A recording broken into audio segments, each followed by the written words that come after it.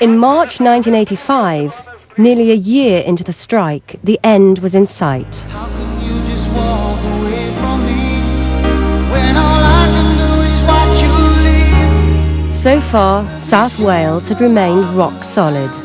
But at one pit, Mardy, the miners salvaged honour out of defeat and marched back with their heads held high. So take a look at me now. Well, going back was not a good thing. I mean, we knew we lost the strike. We marched back, like, together in unison, like, you know, but you had to do, which was a good thing to do. Very emotional this morning, Brian. But it's a good thing, I think, if you come back. It's for the sake of the unity. So take a look at me now. I just felt sick. I mean, you don't march back to work after defeat like we had. It was terrible defeat. You march out. You never march back in unless you win. And you coming back to me is against the odds, and that's what I've got to face. What I remember feeling, I feel very emotional about this, was that strength of community, that wartime sense of togetherness which existed in working class communities, its strength was really broken by the miners' strike, except these people from Mardy who just didn't give in. I cried my eyes out. I'm crying now.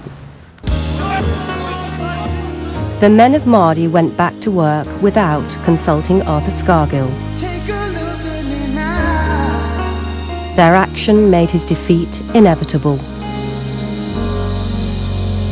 I'd turn on the telly on this Sunday morning and watch Dad's Army. So I sat there watching Captain Mannering and Corporal Jones running around, and this subtitle came up on the screen. You're going into the water.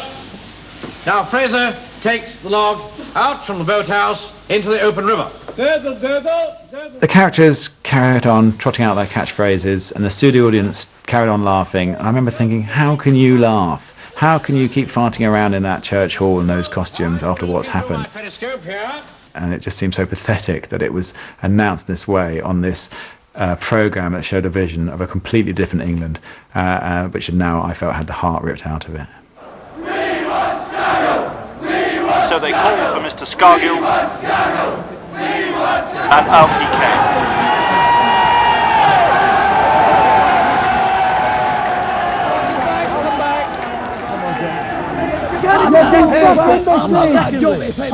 The strike itself will be over on Tuesday and there'll be a disciplined vote.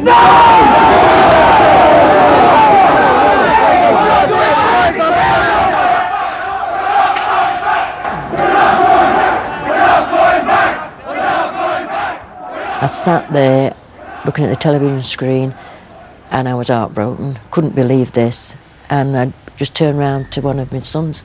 It's over, it's finished.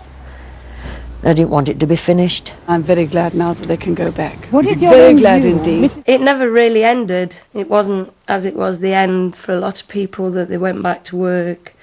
That didn't happen for us because it still carried on, the verbal abuse. It was a civil war, and it ended with the winners, many of us, feeling a bit embarrassed about the victory and about the way we'd won, and with the losers feeling humiliated by the way they'd lost, and with an awful lot of people preferring just to drop the subject. 1984 for me is the year that this country was at war, and there were police against pickets, terrible battles going on, pitched battles going on in the industrial heartlands of Britain. And yet for many people, the main event of that year was Torvill Dean doing that lovely dance on the ice. And, you know, you'd have people go, oh, I love that, I'm going to buy Bolero. Oh, I love it when they spin round to that Bolero, it's fantastic. And I thought, wow, that's the big event of the year, isn't it? Yep, Torvill and bloody Dean.